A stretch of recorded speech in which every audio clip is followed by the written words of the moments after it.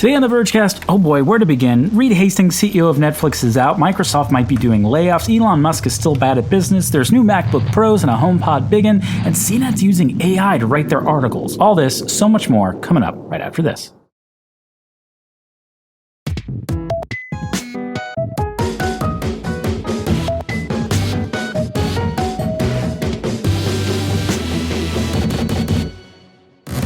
Hello and welcome to Vergecast, flagship podcast of automated content creation. Can someone make a Chat GPT episode of the Vergecast for us? It would be great. I could use a break. I was on the show last week, but I could use a longer break. You know what I'm saying? That'd be good. I'm your friend Eli. Alex Kranz is here. I'm your friend who wrote this intro from Chat GPT. You didn't know it. That's good. I can't wait to talk about the chat. I'm like bursting to get to the Chat GPT section of today's episode. Richard Lawler's here. And I have not resigned as co-CEO. A lot of things, you don't know this because you're in your car. You're just like driving along. It's a normal day for you. We are recording later than usual because right when we sat down to record, a flurry of news took place, including Reed Hastings, the co-CEO of Netflix, just dipping. Just screw it, I'm out. So we're a little bit later.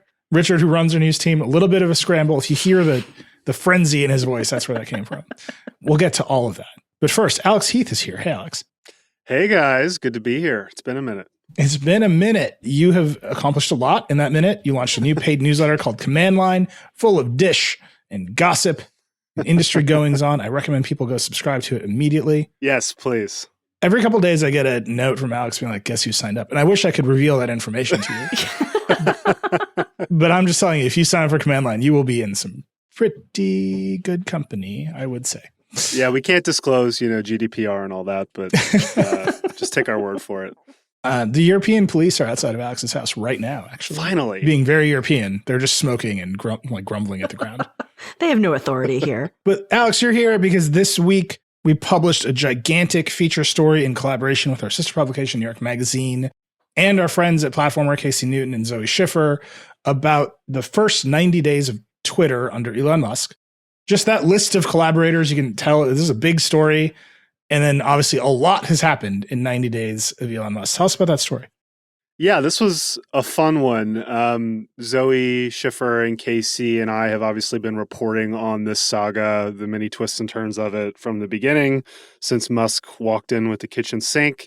And if you're listening to this, you probably have been following it as well, a lot of the details. We hoped that with this story, we could put together not only all the just, bit by bit crazy moments that unfolded after Musk came in, but also kind of just show thematically what it was like working there during this time, because a lot of the coverage has been centered on Musk and on Twitter as a business and the Apple stuff, which I came on and talked about last time. But with this, we really wanted to focus on the thousands of Twitter employees who lost their jobs as a result of Musk's acquisition. Interviewed several of them, some on the record, some not, to really try to show this is what it was like working in this place. And it's crazy. I mean, you couldn't write it as a screenplay as ridiculous as it is in real life. And yeah, we hope that it kind of accurately portrays what life has been like inside Twitter. And I think we did that. But yeah, it was really fun working with Casey and Zoe. Obviously, they're crushing it on this beat at Platformer, and we're all continuing to cover it. But yeah, get a copy of Extremely Hardcore wherever magazines are sold near you, I guess. I guess you can also read it online, since people do that. But I actually haven't seen a print copy of it yet, but they exist. I'm told magazines are a thing. Yeah, it's a real, as somebody who has exclusively run a digital publication for over a decade, this is our third collaboration with New York Magazine. And obviously they run a great website too, but they make a print magazine and they have for over 50 years. And so sometimes whenever we collaborate with them, oh, this is different. It's different. It's just very different. And I'm obviously kidding about people don't read. I actually do. New York Mag is low key a great magazine. And yeah, I don't even low key. They're just a great magazine. But it's you got to be subtle with your magazine flexes. You don't want to be too over the top. But yeah, I highly recommend reading it in print. I haven't gotten to it yet, but they did an amazing job, and our team did an amazing job on the site too with the wealth meter, which I think was your idea, Nilay. Kind of my only true contribution to the story. Well, so I mean, I'll actually let's talk about that for a minute. So, not the wealth meter itself, which is very funny, and that's the rest of the episode. Actually, it's just me taking credit for the gimmick that I put in the story. Yeah, shout out Graham. Shout out Graham. Yeah, our engineer Graham built that for me at like the last minute. But where that came from, and really the story is, we were like, we should do a big feature about Elon and Twitter. And then it's like, what is the thesis statement of that story? What is the end of that story? Like, a great story, it's like a kindergarten level writing assignment, has a beginning, a middle, and an end.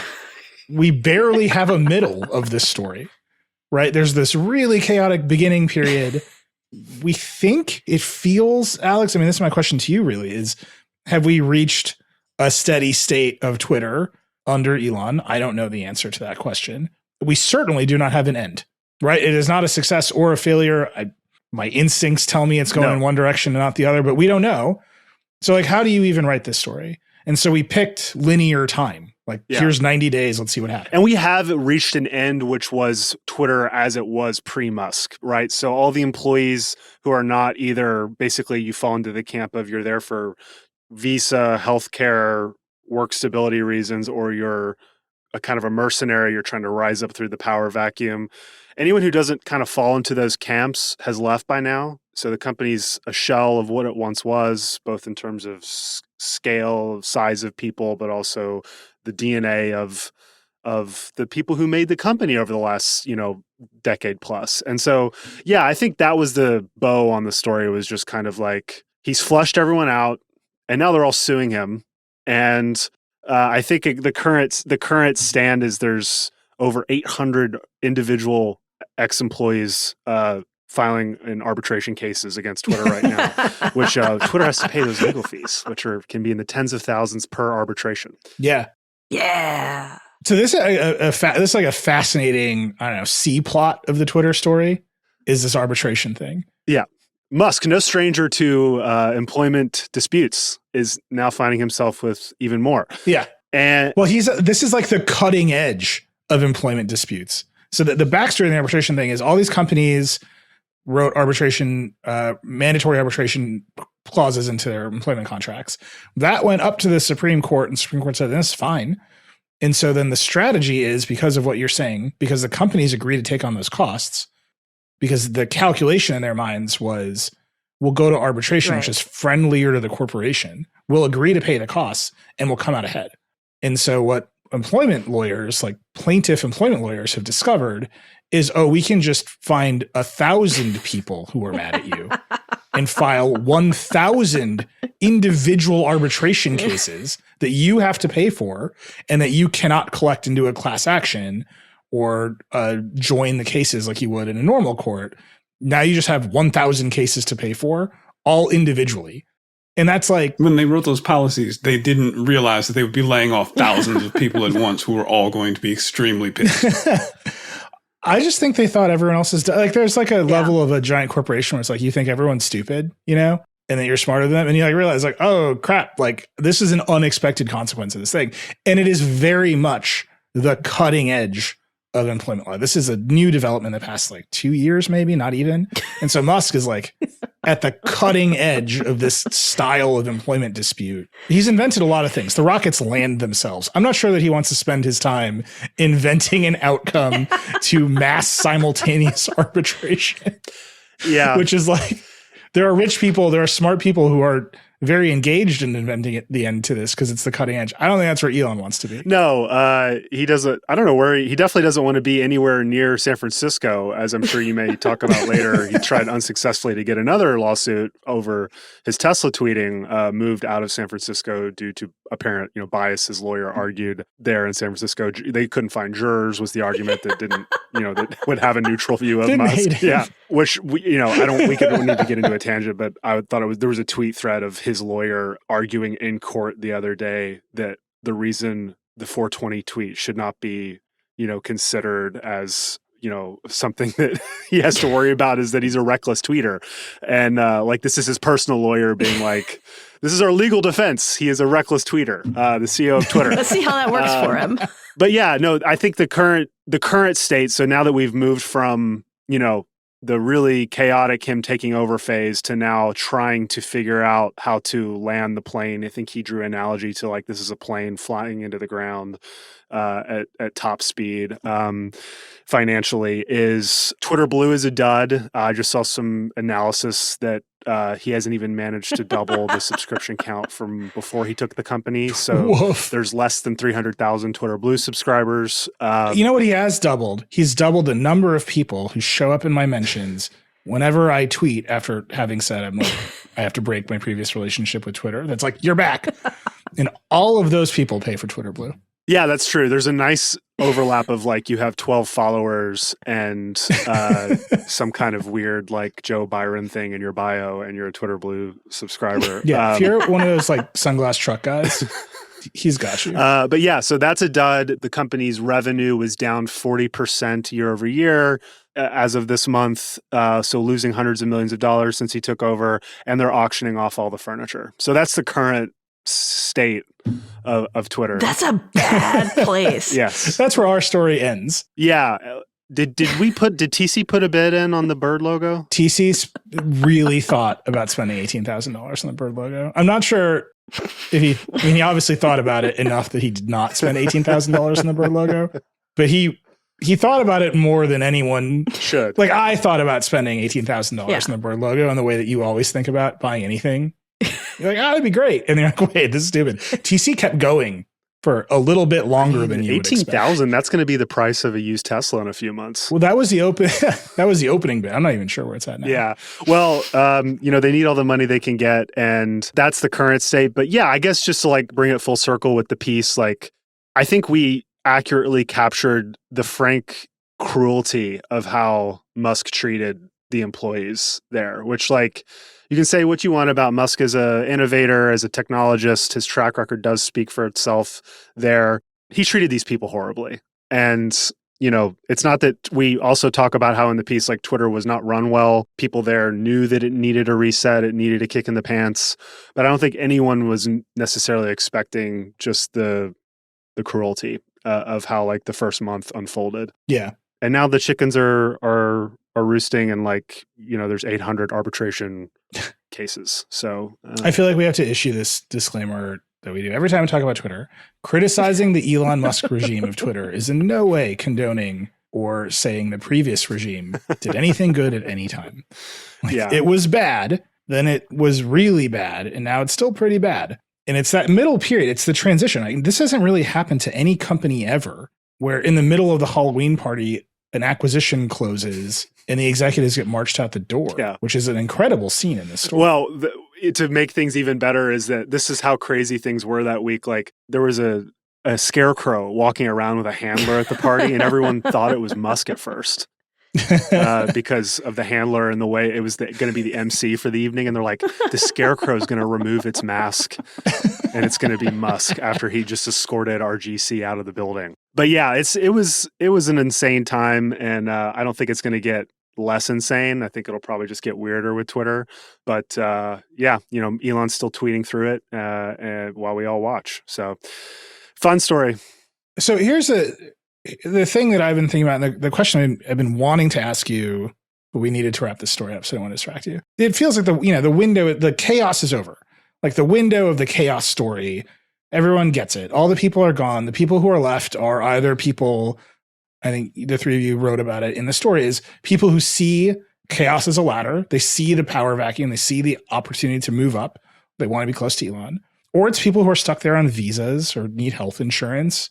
Right. So you've got this weird two classes of people, but the kind of chaos is over. The everyday machinations of chaos have at least simmered down a little bit. Now it's like, what is next? Like if Twitter Blue isn't working and the advertisers aren't coming back and the revenue is down and the loans are coming due against the Tesla stock and Tesla stock is down, the next turn seems actually way more devastating. Yeah. I mean, there is he's used that. It's hard to to separate when Musk is just kind of using a shtick versus when he actually means what he's saying.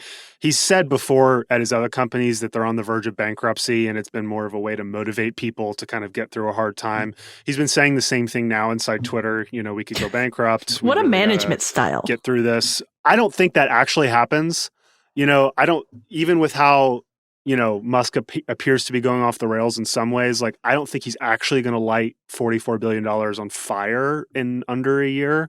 He's definitely on the way, but there's a lot of people with a lot of stake in Twitter trying to figure this out that I think it would be something he couldn't really come back from necessarily. But I mean, that's been like, nobody thought he was going to light the money on fire, but he still did it. Like when he said, I'm going to buy it, YOLO, what was it, $42.20 or whatever, like that initial price that he did, $54.20. Like he still repeatedly has said, no, it's fine, I'm cool. And then absolutely fallen on his face. So I don't think it's outside the realm of possibility that he's going to fall on his face again with Twitter. No. It's not. And I think with every passing week, that looks more likely.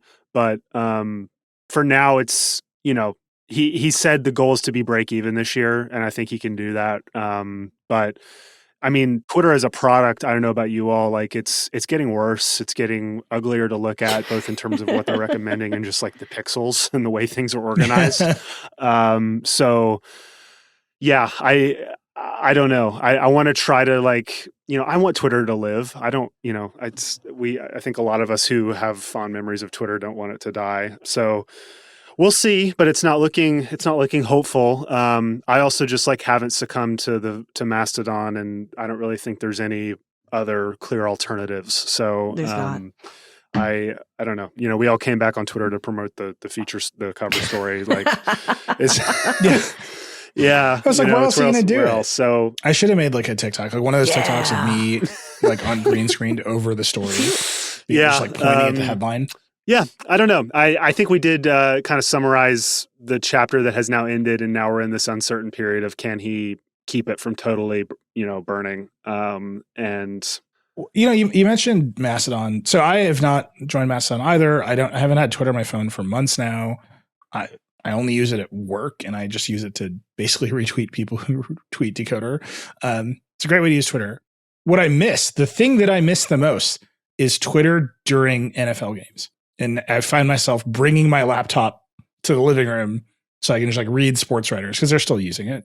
That's it. Everything else is I come to it and I look at it during the workday. I'm like, another scandal that will come to nothing is erupted on Twitter. It just doesn't. I don't care about the royal family. It's so good though. And I close my laptop and I walk away. That's fair. I don't. My people have escaped them twice. Right? I'm an Indian American. Yeah. That's 2 times. Fair. And I'm out. It's not for me. That's my go-to line. Someone's going to steal it from me and they're going to make $1 million in the back of that line. That person's going to be Mindy Kaling. Anyhow, all I'm saying is it feels like my brain is healing because I don't have feed-based social media in my life. And I think I might need it back, yeah, you're I'm twitchy now. I'm jonesing. I feel too healthy. Did I tell this to you when you guys I had massive FOMO at CS, and I got a text from a dear friend. You can obviously guess who it is, and he's like, "I'm jonesing for a vape," and I was like, "Oh, my body just wants nicotine during the first week of January." That's what I've been doing for a long time. I've been in Vegas, and that's how I feel about this weird feed-based social media that has been at the center of the media ecosystem for a long time. And maybe I'll come back to it. Maybe I'll start a Mastodon. Maybe I'll turn the whole Verge into a Mastodon. Who knows? But right at this second, it's I should just let my brain heal. And I feel like a lot of the ecosystem is in that moment where it's not we have to immediately go to Mastodon. It's we can play with this a little bit, but it's actually better for everyone if we walk away from this for a second. Neil, the fans, the readers want a Verge Mastodon. They want us in the Fediverse. If you are a software developer with a vengeance and you want to turn the entire Verge into a Mastodon instance, that's going to happen. I will hear you out. It's going to just happen this weekend. Someone's going to be we're just going to do it. I'm not kidding. Mastodon is really just a micro blogging platform. Yeah. It's not a Twitter clone. right? You can do a lot with it. It's like WordPress, but harder to understand. Yeah, it's just a syndicated blogging platform. They just made the UI look more like Twitter than not, so people think it's a replacement. But that means if you were to start a publication like ours from scratch, you could actually start it on Mastodon, which is a fascinating thought experiment. Well, Medium did this. They have a Mastodon instance, so you know that means Mastodon is here to stay. Soon they will begin paying some writers pennies to publish on Medium, and then they will take that money away and shut it. We're going to clap for our toots. Well, I should probably go and finish command line, but I just want to plug it shamelessly like you did at the top and say, especially you guys are going to talk about Chat GPT later. So by the time this comes out, I'll have an interview with the CEO of Notion. They're doing a really interesting implementation of Chat GPT. They have unique visibility into the space. I think people will find that interesting. Already have done interviews with Jack Dorsey, COO of Shopify, CTO of Meta. Have had some scoops, some people moves. Check it out. It's an experiment. I'm having fun. Verge.com/command line. Yeah. It is very fun. I encourage people to go read it. And honestly, if you want to be ahead of the curve, that's the place to be. I'm trying to sell here. First, I'm selling my idea that we should turn the entire Verge into a Mastodon server. And now that I've opened the Overton window, I'm like, you should subscribe to a newsletter. You see? It's a tactic. Escalating levels of commitment. All right, Alex, it's great to talk to you, man. We'll talk to you soon. Thanks, guys. Thanks to Alex. We're going to take a quick break. We'll be right back. We have a lot to talk about today. We'll be right back.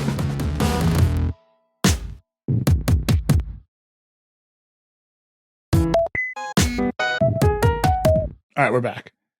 There's a lot to talk about. There's obviously new Apple news. There's new MacBook Pros with M2 chips. There's a new HomePod. I'm making the most sarcastic of air quotes possible. There's a new HomePod. I could hear them. There's Microsoft layoffs and this thing about their hardware portfolio. Netflix just got a new CEO. There's like a lot going on. And all this stuff happened like in the minutes before we were set to start recording. But can we talk about CNET and AI and Chat GPT and what's going on over there first? Yes. The robots took our jobs. I don't know what else there is to say. The robots are coming for our jobs. So last week, a site called Futurism broke this story. CNET is secretly using AI to write articles. And it was like, I would say it was 90% a secret. Because the byline on the articles, so CNET money staff, and then if you like clicked it, it would tell you it was written by AI with a human editor. Yeah. I've run a digital news site for a long time. No one's clicking. So it was not hidden, but it was hidden, right? The story picks up, people go wild. Obviously, in the context of Chat GPT, there's just unhinged discourse. The robots are coming for our jobs. Journalism is over. Why do you even need this? We started looking into it. Mia Sato on our team and James Vincent, who's our AI reporter, he's been on the Vergecast recently, assigned him to it. Go figure out what's going on here. And it came back. We just published the story. And we'll kind of get to the story itself in a minute. But they came back with what I think of as just like a dead ahead Verge creator story. Like there's a platform, it has an algorithm. People try to game the algorithm to make more money. Like the bones of this story are the same as YouTubers gaming YouTube or TikTokers gaming TikTok or Instagrammers gaming Instagram or whatever. It's just the platform is Google search and the web, and CNET, instead of being a TikToker, is a voracious private equity money machine. Well, not CNET. So it's just not as in it, but the basics of it are the same. But not CNET. It's Red Ventures, right? That now owns CNET. Right. So we should say at the top, CNET is our competitor. Mm-hmm. Is this a disclosure? Do I need to disclose that The Verge competes against CNET? The Verge has competed against CNET for a long time. When we were all little babies and we just started the thing, we're like, we're going to get CNET. Like, whatever, we did it. Wired and CNET, those are always our competitors. We are friends with a great many people who work at CNET, who have worked at CNET. We just were talking about Casey. Casey came to us from CNET. We've sent people to CNET. So it goes. It's a big industry. CNET in 2008 was worth $1.8 billion. And it was, I know this because CBS bought it for $1.8 billion, which is just a crazy sentence. Just, you're in a car, just pull over. And I want you to say out loud to yourself, in 2008, 1 year after the iPhone was released, CBS bought CNET for $1.8 billion. That's more than Facebook bought Instagram for. Facebook bought Instagram for $1 billion. That's more than Google bought YouTube for. Google bought YouTube for $1.65 billion. CBS bought CNET for $1.8 billion in 2008. You don't think that was a good buy? So I get it. With Last FM, it's a content strategy. That makes sense. I understand it. Fast forward, many things happened between 2008 and 2020. Again, this is 1 year after the iPhone is released. So 1 year after the comet hits the Earth, they're like $1.8 billion on CNET. The comet, it turned out, had hit the Earth, upends the entire media ecosystem, upends the world, right? Mobile upends the world. 2020, CBS flips CNET to a company called Red Ventures for $500 million. I think it is safe to say this was not a good investment for them. They flip it to this company called Red Ventures. Red Ventures they're not a secret. They've been profiled in the New York Times. They own a lot of things. They own the Points Guy. They own bankrate.com. They own creditcards.com. Are you sensing a theme here? They own things that people with credit cards go to visit a lot. And it's a massive portfolio. They own a lot of like search content farms. Like when you're searching for like credit card with the best points and you land on the Points Guy, and the Points Guy is great. We know people who work there too. Yeah. And you land on the Points Guy. How does the Points Guy make money? It's affiliate links to sign up for credit cards. So Red Ventures is buying all of these sites that have lots and lots of search authority, and they're like pumping them full of affiliate links, which again is a totally like well-known content strategy. The Wirecutter, another competitor of ours. I feel like I just like, if it's a website, it competes with us. Like, I'll just be honest. The Wirecutter, started by Brian Lamb, who started Gizmodo way back in the day. Yep. He started it, was basically like, here's the best phone. And I'm just like one phone and here's the link to buy it. Totally monetized by affiliate links. He flipped that to the New York Times for $30 million. And then you can ask a lot of people how it's going over there, but whatever. Now he surfs. And now Brian mostly surfs. His Instagram he's a great carpenter. Yeah. So CNET gets bought by this private equity company called Red Ventures for $500 million 2 years ago. And then all of this AI stuff starts showing up. And so they got caught out last week. But me and James go and do the reporting. And it turns out that Red Ventures is pretty much open about the fact that they use AI across their portfolio. They've been doing it on CNET for a while. Every single morning, CNET, again, our competitor, I think it's fair to call them a tech publication. Every single morning around 9 o'clock, CNET publishes, here are today's mortgage rates and here are today's mortgage refinance rates. Like, just imagine if The Verge did that. Like, people would kill me. Like, our staff would kill me first. Quick post. They're obviously doing that because those people search for that. Yeah. And that's a service you can provide people. Like, here's the information. But why do you do that if you're CNET? Because you're huge. You have a lot of search authority. And when people go to sign up for a new mortgage or to refinance their mortgage, you collect an affiliate bounty on the back of it. And I don't think we can overstate how much authority CNET has, because it's been around. It was created, in like the 1990s? It was created so long ago that CBS bought it for $1.8 billion in 2008. Like, it has a lot of authority. And that's one of the reasons it stayed one of the top ranked tech sites in the world, is because it has so much authority. You go and you Google something, you're probably going to find a CNET link and you're probably going to click on it because you're like, I recognize them. And so like, I think that was the reason Red Ventures bought them, right? Was because they wanted that authority. I mean, if someone's like, hey, this thing was worth $1.8 billion, but you could have it for $500 million, why not? You know, like, hey, what a deal! What a deal! Sometimes you just got to Tumblr it, man. This couch just needs to be reupholstered, you know? You do the thing where you cut the skirts off the bottom, you expose the legs, you sell it on Facebook Marketplace for 5 times what you bought it. Red Ventures. So, but if that's your game, right? This is your monetization. You're going to buy all these sites with search authority for really high value search terms. And then you're going to put affiliate links on those pages. And then when people click on them, you get paid. And this is a real thing, particularly for credit cards. We were doing some research. The number, if you click on a credit card affiliate link on one of these sites and you sign up, the bounty, the affiliate bounty is right now like $250. In the past, for Red Ventures specifically, $900. Wow. right? So if they can get you to sign up for one of these crazy credit cards, like, the metal and all the point systems, all this stuff, the high end, the top tier ones, the Visa Infinites, and you actually sign up through one of their links, up to $900. So this is a totally lucrative play for them, a totally lucrative play for the Points Guy and all these other sites that they own. But that means you're not really trying to do anything except get people to click those links on your pages. Right. I will disclose, we also have affiliate links on our pages. We disclose them per the FTC guidelines. They're connected to our reviews program, but like our reason for being is tech journalism. And we do that stuff to pay for the tech journalism. I think that makes sense. Like, if you read our reviews, a lot of them are like, you shouldn't buy it. It made a lot more sense before you just told me that they're getting $900 on each referral link. I don't right. know. A lot of theirs, like, you should sign up for the Sandbox card. And that's just across the portfolio. So if that's the game you're playing, your private equity, and this is the money machine you're running, and you're just trying to pump Google search with content so you can convert on these links, like, why would you have people do that work? Like, you can't, there's no way an actual human being wakes up every day at CNET and like looks up the mortgage rates, fills out this template, and hits publish every single day between 9 and 9:30 a.m. for like 2 years. I bet there's someone on TikTok doing an absolutely unhinged to get ready with me every morning, reading nothing but the mortgage rates and putting on makeup. I can find them. I'll look. I'm just saying, but that's like, you would want a robot to do that. You should have a robot do that job. Yeah.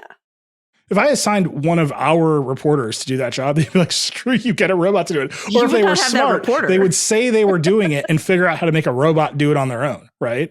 Like, if you have an office job in America today and you have not figured out Excel automations, like, you're just robbing yourself of time. That's time you could be on TikTok. It's like, why wouldn't you do this? And the answer is like, oh, you should just do this a lot. Of course you should have AI write content with a capital C against popular search terms and publish them just at mass volume on your site with an enormous amount of search authority so that you can convert affiliate links at $250 or $900 a piece. The problem is, one, that can't be self-sustaining, right? At some point, you're just not going to have a staff left to even turn on the robots because journalists don't want to be around that. Two, eventually you're going to destroy your brand, right? Like, CNET will be known for just being a content farm. And then three, and I think this is like the big story, and honestly, it's like this is going to be the big story of the year. Eventually Google's gonna be like, yo, our search results are full of garbage, right? People will type in what is the best credit card, and you just get which they do robots trying to get you to sign up for credit cards. And like, why would I use Google then? And Google hates that. Like, to be clear, Google hates when you try to game the system. Every couple of years, they do like a big panda update, and they're like, our job here is to destroy this gaming. And then you watch a lot of companies who are like, their whole business is gaming the SEO, go, oh crap, and trying to figure out how to game it again. And so, like, I don't think there's a long runway for this AI. Well, there's a long runway, but I don't think there's a good ending for this AI gaming with Google. I think Google, honestly, to me, like, yes, this started at CNET, yes, it started at a competitor. I mean, the story itself is great. You should read it. That an editor resigned and wrote a letter to hundreds of people that she had the letter written by ChatGPT, just like a perfect detail. And in the letter, she accuses CNET/Red Ventures of sending out a cybersecurity newsletter written by AI without disclosing it and saying like there's actually bad advice in there. That's just a straight up scandal, right? Yeah. You have this line, the last line of the story is CNET employees do not fear AI more than they fear the numerous layoffs Red Ventures insists upon. Everyone at CNET is more afraid of Red Ventures than they are of AI. Like, there's a story here. It's not really about CNET, right? It's about private equity gaming Google search and the affiliate marketing ecosystem ruthlessly. And they're private equity. It's like being mad at a tiger for being a tiger. It's a PE company. Like, this is what that's their job. They buy companies and squeeze them for money and they move on. Like, I'm mad at the locust. Like, what are you going to do? CNET though is like the storied news powerhouse, and it's being gutted by these forces. And honestly, it's because Google search is gameable in this way. And yet they do Panda updates, but just compare that to other platforms. Compare that to YouTube. Compare that to Instagram. Compare that to TikTok. Compare that to even Twitter, right? YouTube is like, boy, there's a lot of garbage on our platform. We're just changing the algorithm to derank it or demonetize it. And we'll change the incentives so people make this other thing that we want. And then the garbage Google slowly struggled with proliferates and then it comes back. Like, whatever.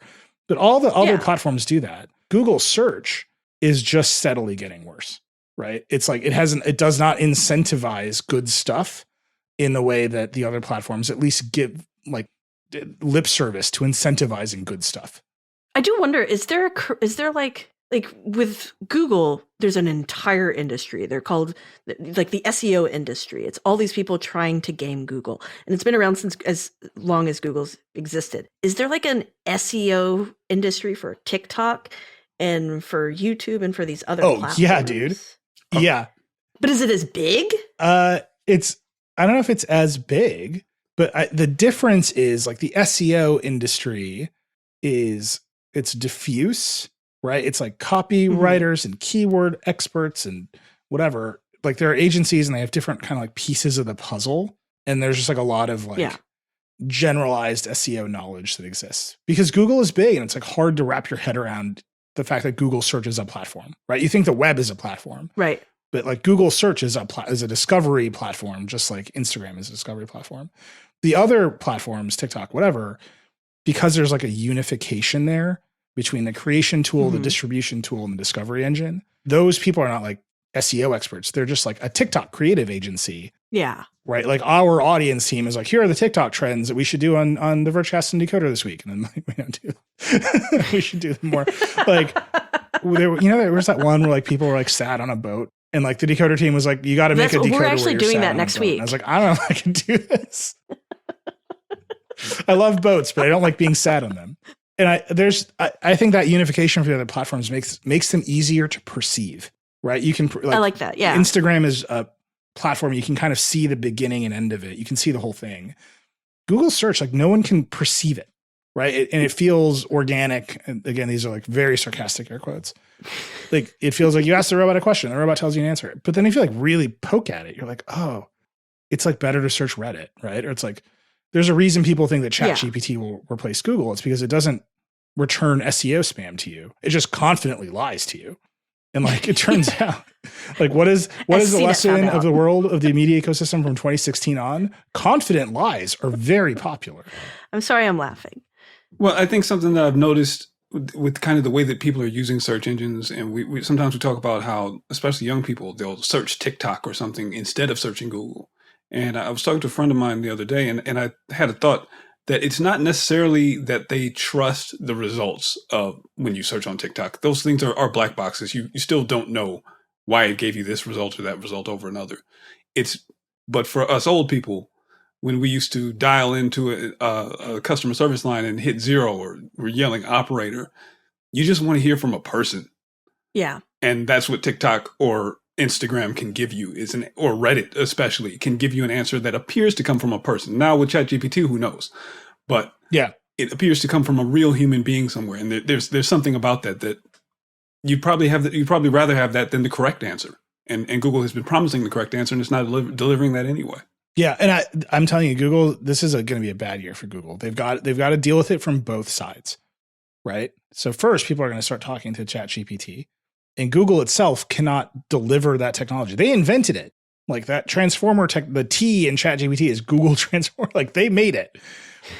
And they have the big models. They have LLMs that can compete that they like Google will tell you are better than ChatGPT. But they can't release it because they know it will confidently lie to people. It will tell people the wrong answer. It will feed people misinformation with such confidence that people will believe it. And if you're Google, that's existential risk for you. We did a story this week about how this guy had used ChatGPT to make an entire voice assistant. And he was like, yeah, it works really well. It works so much better than Siri. I hope I didn't just inactivate Siri. But the reason he was like, this would never make the mainstream is that this thing will confidently tell you the wrong information or confidently be like, now you're a white supremacist. Like, ChatGPT doesn't have all those barriers in place that Google's put up, but Google is also getting so gamed by other people and has like failing to stop that gaming. I keep wondering, is somebody going to make an add-on for Google where you just automatically blacklist sites that suck and don't actually give you answers? Right. But actually, I have to go talk to Graham. Excuse me. But here's what I'm saying. Something Google, to do right now. So Google's got an input problem, right? Yeah. I'm going to get this wrong. If you can do the framing of this better, please let me know. Google has a supply problem. That's the first thing. Mhm. So Google, its suppliers are websites, the Verge, Polygon, whatever it is. And we publish stories and we hope Google searches them. And if you search for inside Twitter's first 90 days, we very much hope that you land on theverge.com. Okay, fair enough. The problem is the supply that is being fed into Google is being overrun by SEO optimized AI garbage. Right. And so Google has to deal with that first. Then they've got like a demand problem. This is where, if you have a better framing, let me know. They have a demand problem, which is the people coming to Google are increasingly like, but I could just ask ChatGPT and it won't deliver me this garbage. Or I could just ask Alexa, or I could just ask Siri. Or Bing actually has Microsoft has a huge funding deal with OpenAI. Bing is going to integrate ChatGPT. Maybe people are going to start asking Bing. The stranger things have happened. Apple came back from the dead, right? CBS bought CNET for $1.8 billion in 2008. Yeah. Who knows what's going to happen? So they've got like this weird supply problem or a demand problem where the people who use Google increasingly think the product is not good and they're searching Reddit or they're searching TikTok or whatever. And the suppliers of Google's results are increasingly cynical and flooding it with garbage, which makes the demand problem worse, right? And how does Google this is their money. This is what they got. Yeah. Right? Like there's not a Google messaging platform that makes money or exists or is used, right? Like they have this and they have YouTube. And if this goes away, like Google falls apart. And I think they just got to they have to articulate a path through it. And they have not done that yet. Yeah. Well, and they often refuse to, like, this isn't a new problem. SEO gaming and absolute garbage being the top of the search results is a problem they've been dealing with for the entire time Google's existed. But they never articulate that problem or treat it as what they are. What you said, their platform, they don't view themselves as a platform. They don't view their problem as a platform, as a content moderation problem. They view it as like an engineering, really Twitter, Elon Musk kind of way. They view it as an engineering problem. And as long as they continue to do that, I think we're going to just have garbage when you go search Google and then you go to Reddit. You remember before Google, when there were search engines that weren't Google that people used, and they were just indexes. Mama. And there was just some guy who was like, these are the TV websites, or these are the websites that you can go to for NFL Richard stuff. Lawler's TV websites list.com. You could go down folders to the entire end of the internet because someone had listed every single thing. And there was at its heart a person. Yeah. And now you have Google, which assumed that all the data coming into it was reliable, that all those links, they meant something, that if you link something, it must have been a person who put that there because they liked it. And that just isn't true anymore. That world is gone now. I like that your prediction of like the future of the web is back to Yahoo, like OG Yahoo. InfoSeek, obviously. InfoSeek. We should make a custom cure. I have so many product ideas. Okay, if you can turn the Verge homepage into a Mastodon instance, like let me know. We'll just do that on the side. And I'll go to the CEO and be like, hey, look at what I did. And we'll see how long I stay in this job. Open to it. Hit me up. And if you want to code like a hand curated, like vintage 1999 search engine. Yeah. Could be pretty sweet. I'm not going to lie. Be sick. But I really do think like, yes, CNET, yes, AI, yes, it's a scandal. And you should read that story. Mia and James did a fantastic job with that story. I'm just telling you, that is a scandal that it's like this symptom, and the disease is the absolute rot of the web platform.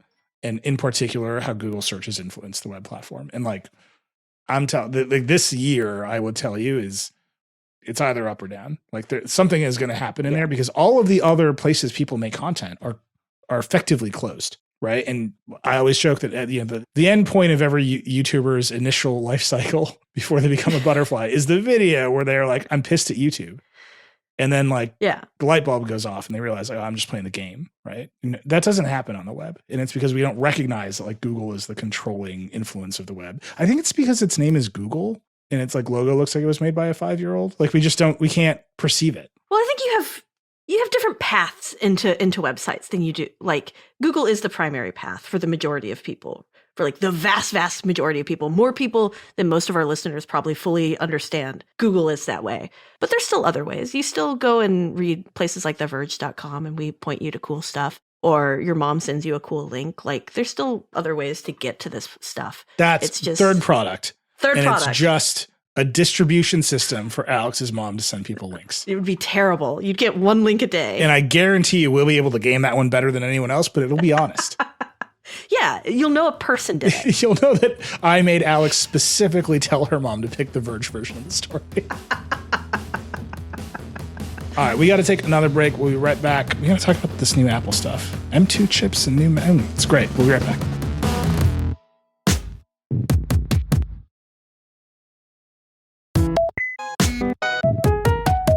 All right, we're back. Bunch of stuff we have left to talk about. All of which like happened in the last 8 seconds. Apple announced a new MacBook Pro with the M2 Pro and M2 Max chip, a new Mac Mini with M2 and M2 Pro chips, a new HomePod. There's a rumor that they're doing some sort of weird Google Homey smart display. Microsoft had layoffs. They're talking about rejiggering their hardware portfolio, which is really interesting. And of course, Netflix, Reed Hastings, founder and CEO, stepped down, new co-CEOs at Netflix. Let's start with Apple. I feel like we have to. We've made people sit through a long and winding argument about the future of the web. I would say that's why you come here. But I think you also come here for us to complain about the MacBook Pro. So. This is more or less what we were expecting, don't you think? That it's the same design. And then the M2 Pro and M2 Max, kind of the same basic idea as the M1 Pro and M1 Max. They just stitched more of them together. It's just the M1 faster. Like linearly faster, right? Like faster by core counts. Yeah. They're like, we added more cores. Now it's faster. And you're like, thank you. That's what I wanted. They did say that these are the longest battery life ever in a Mac laptop, which is pretty incredible. That I'm really excited about because the M2 didn't, when we reviewed the M2 in the MacBook Air, it didn't get better battery life, but it also had a totally different design than the M1 MacBook Air. So I'm really, really curious to see how these M2 14 and 16-inch laptops hold up to the previous version. It's also interesting to me that Apple is starting to just admit that people use Creative Cloud. So they say the MacBook Pro, M2 Pro is able to process images in Adobe Photoshop up to 40% faster than the M1 Pro and up to 80% faster than the MacBook Pro with a Core i9. Okay, I mean, I have an M1 Pro, MacBook Pro, 16-inch. It is the best computer I've ever owned. Yeah, you love it. I mean, I don't use Photoshop enough to need a 40% boost, but that's pretty impressive from one generation to another, I think. Yeah. Yeah, like the jumps sound really, really impressive. And I think we just have to wait and see because Apple is also still learning how to talk about processors and speed bumps. And they still do lots of charts that have no meaning. And so we still need to... Oh, can I talk about these fucking charts? Let's talk about the charts. I think they made them just for you. I was hoping you'd want to talk about the charts. Okay, so usually I complain about these charts. You do. And usually what I complain about is that the y-axes aren't labeled. It's simply good. Pretty normal. If you're in the business of complaining about charts, like this isn't chestnut. You just bring this out of your back pocket. You're like, they didn't label the y-axes, and everyone's like, oh, and like you're playing the hits, you know. Apple has now gotten to a place where there are effectively no axes at all. Yes. And nothing is labeled. So it's like, see how the M2 Pro and M2 Max stack up. And then it's just some lines with no axes. And it just, the M2 Max MacBook Pro is purple. And it just says 15.9x. I want to judge them.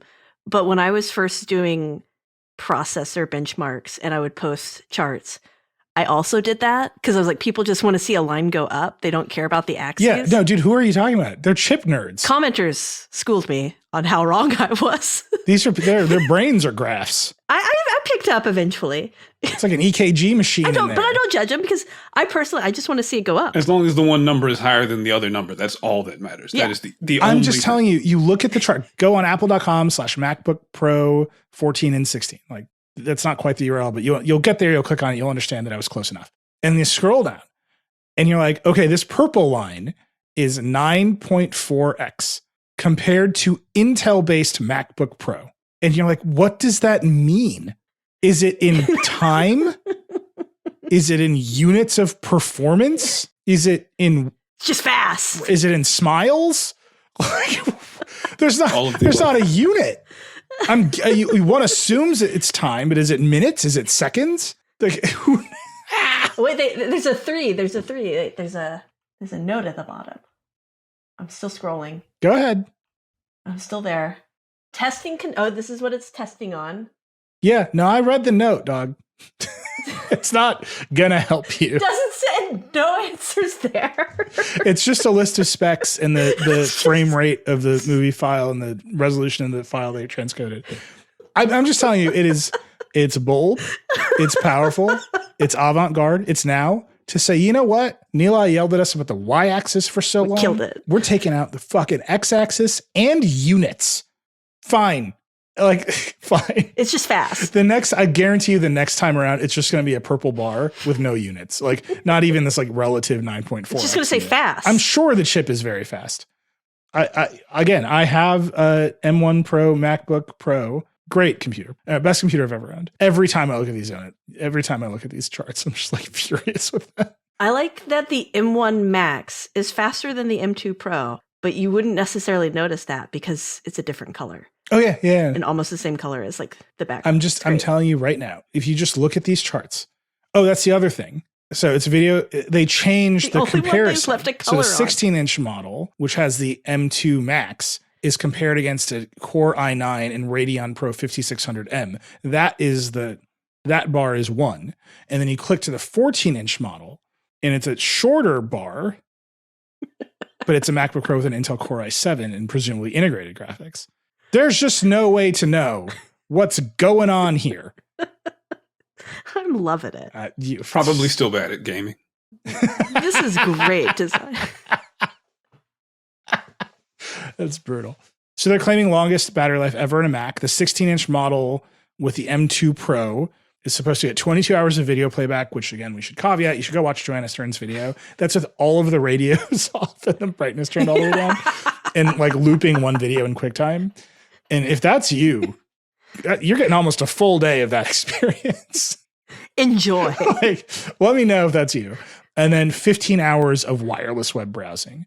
That's supposed to be an hour longer than the previous M1 Pro, which we got 16 hours out of when we actually did it, which was longer than their average. So we're very excited to test the battery life on these things, test the performance.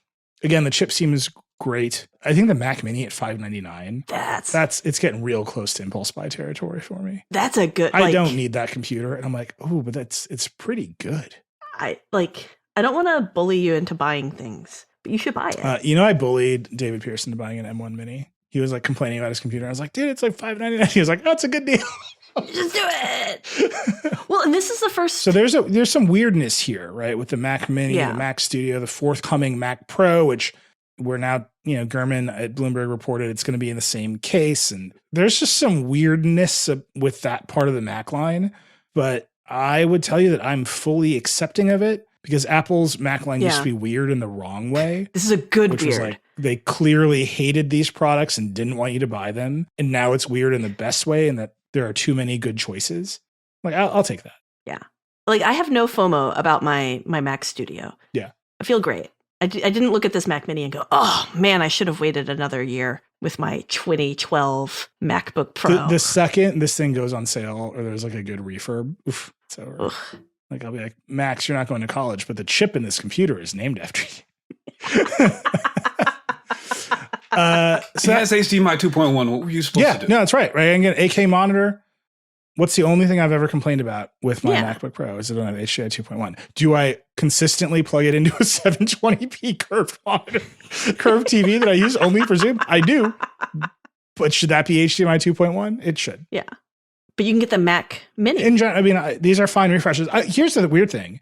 So they put them out with just kind of like press releases. Mm-hmm. They both have like long videos with them about the new Macs, the new chips. It feels like there was supposed to be an event. Like this is the cut up of the event video that we would otherwise see. And they just like did it. Right. And like, was there supposed to be an event? And they just didn't have the AR glasses or whatever it is. And they're like, we're just putting them out. Yeah. Because Gurman is saying that there was supposed to be an event and the glasses were going to be there. And now they're like, the glasses aren't ready. Don't worry about the glasses. I'm going. right now. Here's what I'll tell you in my heart. I think AR glasses are on the exact same hype timeline as self-driving cars. Oh, I like that. I think we're going to be a lot older before we see self-driving cars or AR glasses for real. Yeah. Like, it would be wild if Apple had solved the display issues with AR or all of the other myriad of issues with AR. Yeah, I mean, we've gone through the stack many times in the show. You need to build a display that has sufficient resolution to look like reality, but you can still see through, that mounts on your face and is comfortable to wear. You need to have a processor that can do all of that in real time.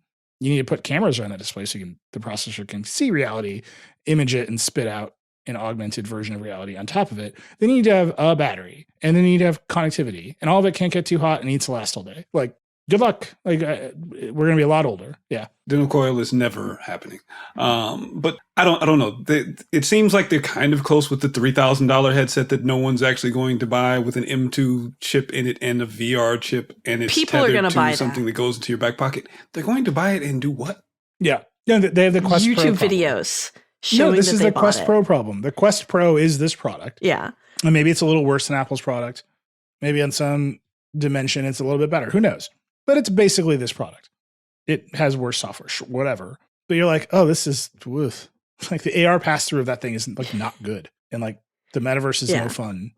And the children are still looking for Addie because she was the only girl. We'll see. But you get the feeling there was supposed to be something else, and this was supposed to be an event, and they can't have an event to announce a chip bump in the MacBook Pro. It's like, here we are. They can't have an event to be like, the HomePod's back. So they just like put it out. Oh, the HomePod's back, and it's still the same speaker, apparently. We should talk about the HomePod. So those are the Macs. We're M2. They seem cool. We're excited to test them when we get them. Cool. The next day, another press release, another video. The HomePod's back, y'all. Woo! And I think people were expecting it to be changed more than it is. No. I don't think anybody was, because all you wanted was thread and to not feel like you're going to go to jail when you take the cord out. And now you can take the cord out without feeling like you're going to break something. The European police are coming for you. Yeah, they are right now. So it's $299. It looks, we have to see them in person, but it looks the same as the original HomePod. They're saying there's a new color, which they're calling Midnight. And it's the same. It's just, there's a white-ish one and there's a blackish one. I don't know what to tell you. Before it was gray, now it's Midnight. They've added Thread and Matter support, although Apple's Matter support is a little rocky right now. Yeah. It has temperature and humidity sensors. The HomePod Mini also has temperature and humidity sensors. Those are being enabled Which now. got activated. Yeah, like those HomePod Mini sensors got activated with this announcement. Okay. If you have the software update. That's cool. It has worse Wi-Fi for some reason. Deeply confusing, but honestly, who cares? And less tweeters. Right. So if you remember the first generation HomePod, I went out to California. I went to Apple's big audio testing facility. It was a cool day, you know? They put me in one of those rooms where like you can't hear anything. Mm-hmm. Yeah. Like, are you crazy yet? And I was like, no, it's fine. But like everyone, it's like you go to enough events like this and people show you that they all have the same room with like the foam spikes and you can't hear anything. And you're like, yeah, like people have these and they play the speaker for you. And they always play Hotel California because Apple is at its heart a boomer company. Yes. It's just real. And so this time, but the point of the HomePod at that time was that it was the best sounding speaker, right? All of their emphasis was on speaker stuff. And they had the 4-inch low excursion woofer. They had 7 tweeters. They're doing all this beam forming. They were measuring how far away you were from the wall so they could bounce audio off the wall and send it to you all at the same time and create a bigger stereo sound field. They were getting more bass. It was cool. It sounded fine, I would say. I think I went back and reread my original HomePod review. You should go watch it. It was very fun to do. I have a lot of speakers in my house. The whole video team came to my house, like set up all the speakers everywhere. It was like fun. And our takeaway was, it's like the HomePod, the whatever high-end Alexa device was back then, the Sonos one. We just had a whole list of it. We had a Bluetooth speaker. And we're like, of the ones that you think of as the competitors, the HomePod and the Sonos, say, they sound different. The HomePod wins some. The Sonos wins some others. If you were not comparing them directly side by side, they're indistinguishable. Like you will just be happy with either They both one. sound nice. And so you should pick the one that fits into the ecosystem of your life. And for most people, that was not the HomePod. Like couldn't do 2 timers at once, didn't recognize multiple users. It was just weird. It was a weird product. And like the Sonos products, the Alexa products, or whatever else, they were all better because they were better smart home products. Now the thing's back. I think the HomePod Mini has been more of a success than like Apple will tell you it's a success, but it's like doing fine. But the HomePod itself failed. Now it's back. They've cut down the tweeters from 7 to 5. They've cut down the microphones from 7 to 5. They say it sounds better than the original. We got to do a head-to-head. All the same beamforming processing, whatever. We'll see. But the real thing is like Matter support is there. Thread support is there. HomeKit has been improved. Siri can set 2 timers at once now, I think. Is that enough? Only when it remembers to be connected to the internet, which it still sometimes is like, I'm not connected to the internet, even while it's playing your music. So it won't stop your music because it doesn't think it's connected to the internet. That just happened yesterday. Sorry, I'm really heated about it. Oh, I'm sorry. It is slightly different in terms of design. It's a little shorter. It's 0.2 inches shorter, and it weighs 5.16 pounds instead of 5.5. But that's what you get when you lose 2 tweeters and 2 mics. I feel like we saw the same thing with the original Google Home and then the speaker that they came out with after that. That like the first one was slightly over-engineered in terms of what they were able to do with the audio with the hardware that they had in it. And then the second one, they took a lot of that out. They said, yeah, we don't really need all of these parts. Yeah. We can sell, the people who are going to buy these don't care if it's 5 or 7. So we'll just go with 5. Well, here's what I know. Every tech company, when they sell their first speaker, they're like, people care about sound quality. And then they try really hard. And God bless them. Baby's first speaker, you're going to try really hard. And they ship the speaker. And it turns out what people care about is convenience and price. And people will throw away sound quality at the drop of a hat. And I think that's very much been the experience of the HomePod. And now they're here. There's some TV stuff that's good, Richard. So it can pair with an Apple TV. Apple TVs now support eARC. So in a bizarre signal chain, you can plug your Apple TV into your smart TV, plug your PS5 into your smart TV, have the PS5 send audio to the TV send audio back out to the Apple TV over eARC, the Apple TV then send the audio to your Apple HomePods, and then you listen to your PS5 on your HomePods. Or you could just buy a receiver. The latency. I mean, the receiver crew rise up, But with AirPlay 2 in it, and boom, done. People like using their HomePods with their Apple TVs, and now with eARC, you can get your game consoles. You even could get Apple TV plugged in your smart TV, and you're somehow using a smart TV app, sending the audio out from eARC through an Apple TV to your HomePods. Oh my gosh, that's just nasty. Email us. I want to know who you are and how you've come to that position in your life. Dying to know. There was a discussion about where you were going to put speakers, and the only thing that someone would let you put was 2 HomePods that no one can see. Oh, I know why they would do that. Because for the longest time, the Apple TV didn't do like 4K HDR or Dolby Vision. I think it was 4K Dolby Vision on Amazon Prime. So you could only do that with the native but it does it smart now. TV apps. But maybe that person hasn't updated their Apple TV. But somehow they've updated it to only the new ones have eARC. Look, I don't know this person's life. They've made some choices. And then lastly, the HomePod supports spatial audio with Dolby Atmos. I'm just going to say this out loud directly. Full honesty, full transparency. HomePod announcement comes out. I'm like, oh, HomePod. I love speakers. Read about the speakers. Read about spatial audio. Everyone's excited. I have an Atmos. I have a receiver. 5.2.2 setup, the whole thing. I'm like, all right, I'm going to listen to some Atmos music. Queue up Apple Music on the Apple TV, pick their spatial audio show off playlist. It fucking sucks. Spatial audio sucks. It's horrible and I hate it. It's the worst. Why does it suck? Because it removes all the impact for music. Because everyone's drunk on having so many channels. Sneaking up on you. They spread everything out. And so everything, like you just have this massive sound stage for no reason. You don't need it. And like all the bottom end, all the impact, all the presence is like deleted. And it just every single time it sounds worse. In particular on the low end.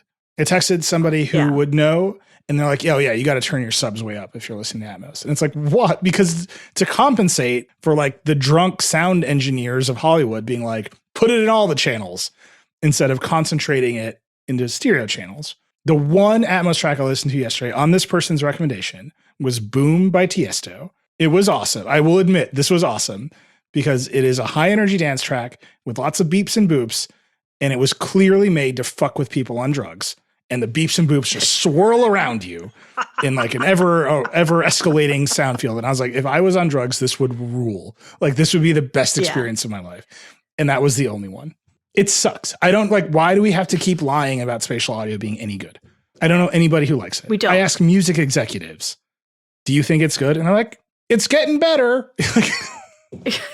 Tim Cook just standing behind them. We had Charlie Harding on Decoder. That's a fun episode. We talked about the music industry, Taylor Swift, all this stuff.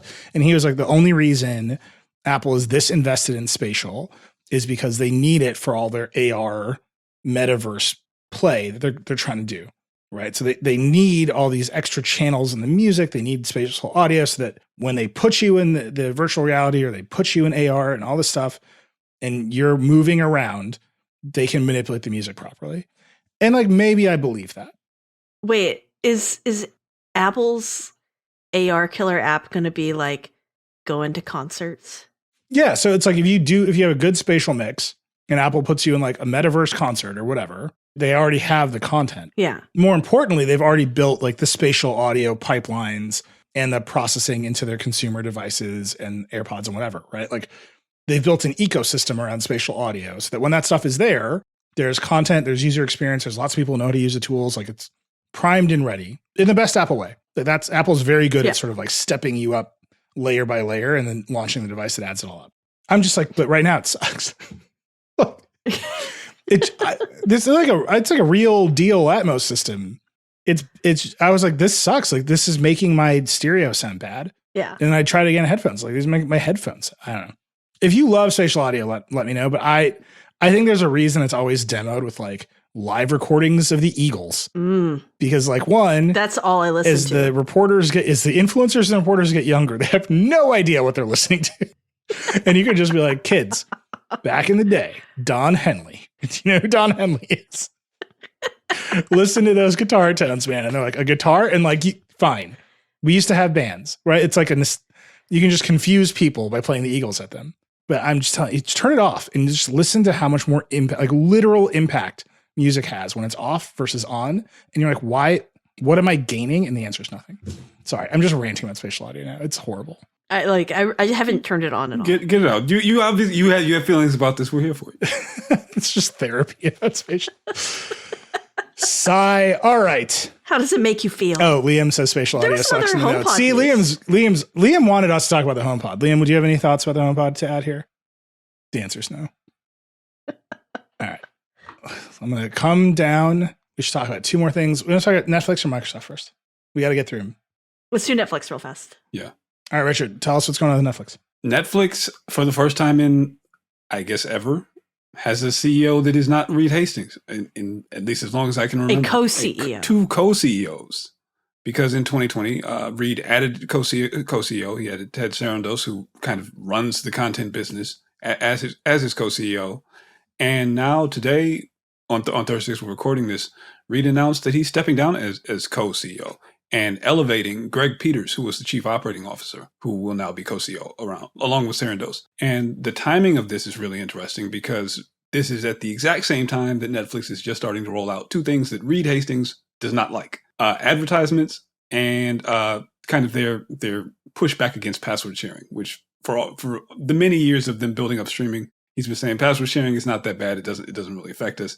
He's been saying we won't do ads. Those two things have changed, and now Reed Hastings is an executive chairman, and kind of I assume will be in much less of an active role. And now it's relying on these two men. As Netflix becomes a very different company, they now have hundreds of millions of subscribers. They're trying to get into gaming. They maybe can't find new customers, and they're trying to find ways to make more money from the customers that they have. And that is the struggle that they have. And the case that they're making to Wall Street is how profitable they are versus their competitors who are spending and losing money hand over fist, trying to build up a subscriber base and content like Netflix has and apps. I guess let's not even get into how all the other apps are. Netflix isn't that great and every other app is worse. But the tech platform, the content, everything about it, they haven't really matched up to Netflix yet, and they're setting money on fire to try and catch Netflix, and that is what Netflix brings up every earnings call, is that they're profitable and the others are not. But that's what they've got. I mean, Netflix set money on fire for years. That's been their whole thing until now, when that was no longer advantageous. Yeah, and we saw that they've been doing a slew of cancellations. They've been much more mercenary about what shows get extended and what shows don't. And I think they were even doing like unexpected cancellations, like pulling stuff they'd already greenlit and stuff. Shows that people really like and that seem to do well suddenly disappear. And I think it's interesting to me thinking about the history of Netflix streaming and where we went from when Netflix Watch Instantly had kind of the B list of shows that no one had ever heard of and movies. And it was really interesting, though. I liked it. And then they started making content. They had that werewolf show, and then they had House of Cards, and then it just kind of zoomed from there. And now they have a trillion things and nothing to watch, and you can't start any new show because you know it won't get to a second season. And the algorithm that Netflix was so famous for would find something for you that you would watch. Everyone hates it because you can't just find the thing you're looking for. It won't show you. You can't just go through the categories, and no one's happy again. We all cut the cable, and now we have us streaming. Yeah. See, Richard has feelings about Netflix. Like, keep going. I was like, "Ooh, keep going, Richard." This is my life. This is it's a moment, man. This is when I saw this come across, I was like, wait, is this really happening? Because I've kind of been anticipating it. We had so many tech execs go away, and I was like, yeah, Reed's going to be the next one. And now it's here, and I don't even know how to feel. In his resignation note, he calls out Bill Gates, Jeff Bezos, right, moving up to executive chairman, piecing out, handing the reins over. But usually you do that at the top, I want to say. Like, Netflix is in a challenging position. And the things you called out, the changes it has to make, password sharing, adding advertising, are things that he did not want to do. So you have to wonder if he's just like, I don't want to do these things. But there are things that the new co-CEO was doing. Like, he was in charge of these initiatives. And so now he's coming in to like finish the job. Yeah, I mean, I do wonder, and we don't know, and I'm sure there'll be more reporting, but fundamentally Ted Sarandos is the content CEO, the Hollywood CEO, and Reed has been the product CEO. Right. And it's interesting that he was like, we still need a product CEO. So it's this person, not we're a Hollywood company that runs a tech platform, which is very Netflixy in its way. But you have to wonder if the future of the product roadmap around they have a big partnership with Microsoft to deliver this advertising. The future of their product roadmap is not the recommendation algorithm. It's not this other stuff. It's like adding ads. It's detecting password sharing. It's figuring out how to make people open Netflix on their phones so they can play mobile games. And like, maybe Reed's like, I don't want to do it. It's real tech heavy stuff. They've become Comcast. That's brutal. This is the same stuff that Comcast was doing 10, 12 years ago. They were like, we're going to put games fine, in the Richard. I'll do the disclosures. Oh, is there a disclosure? I am the EP of a Netflix show. It's called The Future of. You should watch it. I'm heavily biased in favor of that show. That's true. And then Comcast's NBC Universal division is a minority investor in Vox Media, the Verge's parent company. The end. I also read a book about HBO last week. It was good. What do you want from me? You wrote a book. You read a book. I read a book. I was like, wow. It's called It's Not TV. It's very good. We're going to have the authors on Decoder soon. It's great. I highly recommend it. Those are all the disclosures. Do we have any more? I invented something called the Go 90 scale of doom streaming services because of Quibi. I was like, we've cruised through like most of the big But ones. you didn't invent it for Quickster, because we should say that. We should bring up Quickster. It's a day to all right, go ahead. Talk about Reed's greatest failure. It's a little mean, isn't it? But we'll go there. It was the last time Netflix messed up, when they decided that they were going to split up streaming in discs.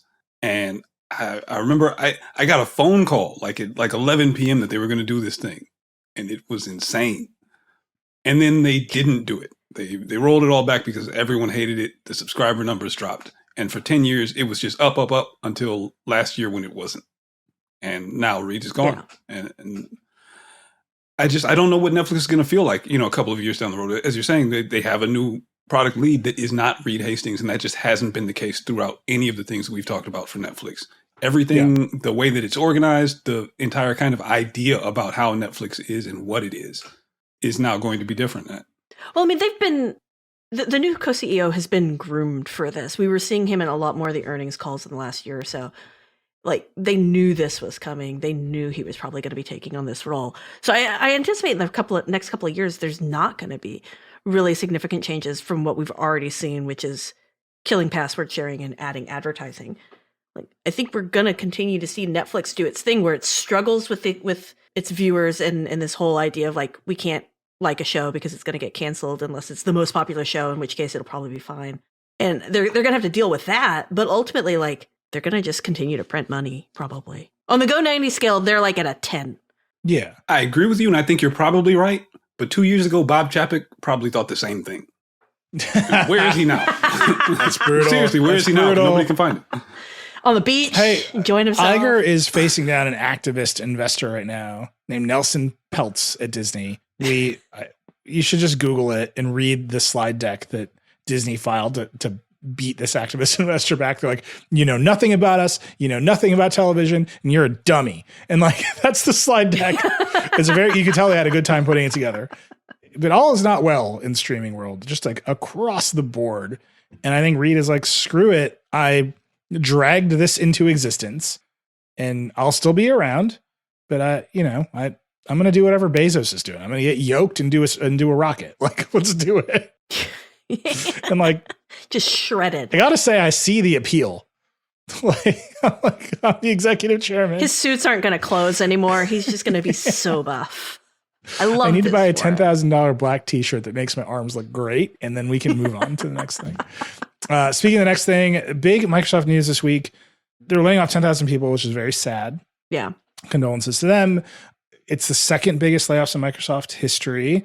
The first biggest, also Satya Nadella, he let off 14,000 people when he shuttered the sort of Windows Phone division and sent 12,500 Nokia employees away. And he got rid of it. So kind of a different context, right? This is the economy's bad, second biggest layoffs. The biggest layoffs where he shuttered an entire division and got rid of a company. So a little bit context, but huge. This right? was across the board. But Microsoft has 220,000 people, so not massive. He published a letter. So there's this paragraph in his note that I think is just really interesting and like worth pulling apart and focus on. So he says, we have to continue to invest in strategic areas for our future.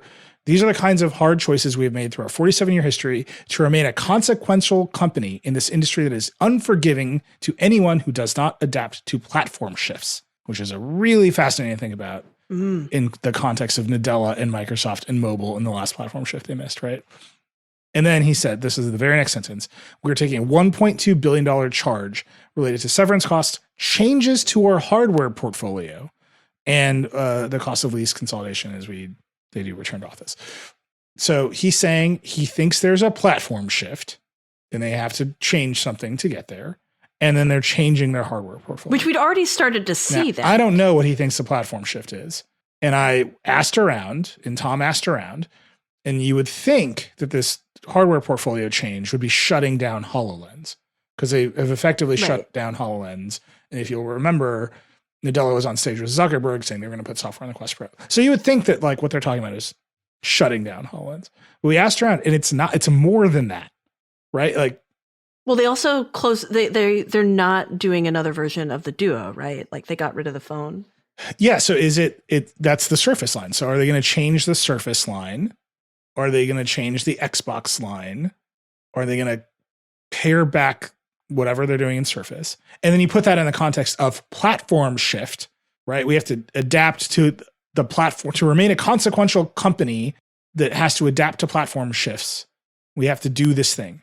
Okay. What platform shift? And is selling Surface Windows laptops enough to remain consequential through a platform shift? I'm just telling you, that paragraph, it just jumped off the page at me. It's super weird. That Microsoft is making some kind of bet that we can't see. And maybe that bet's just AI, right? They have a huge investment in OpenAI. Again, maybe the ChatGPT is going to save Bing. Maybe it's cybersecurity. They've talked about that a lot. Maybe it's more Azure work.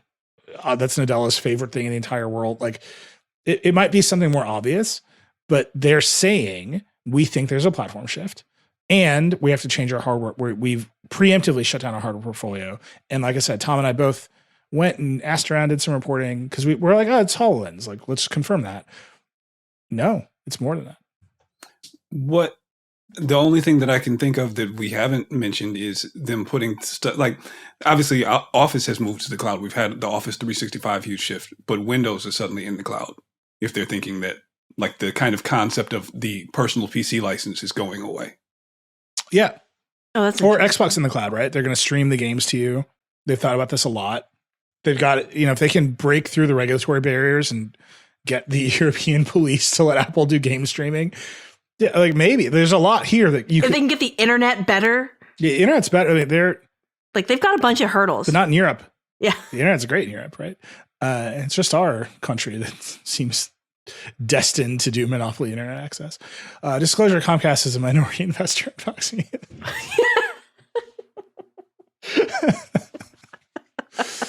Yeah. I just think it's fascinating. Like that line, and we've seen it, all these there's lots of tech layoffs across tech industry. Except for Google, and no one's seen that coming for Google. I maintain that this is going to be well. Google they have sort of had layoffs. They cut back a lot of those experimental projects. We know that they've put people on kind of these plans where you need to find another job within Google. They've cut hiring. Apple also has kind of done the same thing where they haven't done the massive layoffs, but they did slow down hiring over the last year or so. So in kind of a stealth way, they all have gone through that. But what this reminds me of is the Meta layoffs, just because it was so huge and it was affecting so many departments, and it feels like kind of everything got cut back. Yeah, we'll see. Again, Microsoft I think has more focus than Meta. Like Microsoft knows what it's selling right now. It's just this line about platform shifts. Just like what's he seeing that no one else sees? I don't see a platform shift. If you were to go up to the average Vergecast listener and say, "What's the next platform shift?" I'm guessing most people in their cars just like yelled out like AR, like VR, like that's what we've been told for years. But Microsoft is just divesting from all of that right now. So that I don't think that's it. And so I think it probably looks like cloud operating system or cloud gaming delivery. They got to get that on phones, and Apple does not want to let them do that. So we'll see. Totally fascinating line from Microsoft. I do think if there is a platform shift coming, Microsoft, I brought up Nadella and the Nokia layoffs at the beginning to be like, that's the fire he was born in as Microsoft CEO, right? Like Ballmer bought Nokia. Our boy Steven Elop just fully eloped the entire nation of Finland. Like destroy its national champion, whatever. And then Nadella became the CEO, and he had to just undo it all and be like, "We're going to lose mobile," and that's that's the fire that forged him. So I'm very curious to see what he thinks that platform shift is and how Microsoft can win, because I very much doubt that he wants to lose again. A platform shift. Are you going to pitch that he should come on Decoder? Are we going to take that opportunity now that if he's listening, he should come on? I mean, we make asks all the time. I will tell you that CEOs do not want to go on hour-long podcasts after they've laid off 10,000 people. That's fair. The problem with Decoder is you have to want to come on. I can't just be like, all right, sit down for your deposition. You just unfurl your list of notes, all your questions. Yeah. It's great. It's like, all right, where were you on the night of October 11th when Steven Elop crept back into Microsoft's office and destroyed Nokia? All right. I encourage you to go Google the words burning platform Steven Elop, one of the greatest memos written of all time. Very good. If you have not read the Zoe Schiffer, Casey New, and Alex Heath feature about Twitter, honestly, go buy it on a newsstand and buy a copy in North America. That's cool. It's cool that we get to do that with them. It's cool that we have a company that allows us to do that stuff. It's cool they gave us their cover. That's awesome. It was cool to work with them. So you can read it on our site. Go buy a newsstand. It's very good. We'll be back on Wednesday. Oh, Alex, what are you guys doing on Wednesday? Yeah, so on Wednesday, we're going to be talking with Dr. Margaret O'Mara, who is a professor and knows a lot more about non-competes than I do, and how they helped build Silicon Valley in really weird and interesting ways. This is on the news that happened with the FTC a couple of weeks ago. And then we're going to be talking with Charles Pulley-Moore all about The Last of Us, and try not to spoil our audience. So if you guys haven't had an opportunity, go watch so you're all primed. And then we're going to be doing a really fun hotline segment. So you should totally call us on the hotline. That's 866-VERGE11. Again, 866-VERGE11. Call now. That's very good. I keep trying to get Charles to engage with me on the idea that there's a massive backlash against The Rock because of Black Adam. And he just won't accept it. If you could just sneak that into that episode. He refused. That'd be great. Sorry, I will try. I will try. You're best. All right. Thanks to Alex Heath for joining us earlier. That was fun. Thank you for listening in your cars. Drive safe, everyone. The self-driving isn't coming, and neither are the AR headsets. It's just real. You can tweet at us. But there is a platform shift. There's a platform shift. It's a burning platform, and Stephen Aelop wants to push you into the frigid waters of the ocean. I don't know how this episode got to Stephen Aelop. You can tweet at us for some reason. Alex is Alex H. Kranz. Alex Heath is Alex E. Heath.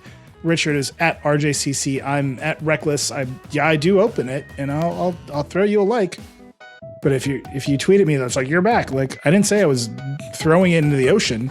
I just said I wasn't going to tweet as much, and I haven't been tweeting as much. That's life. That's the Vergecast. Rock and roll.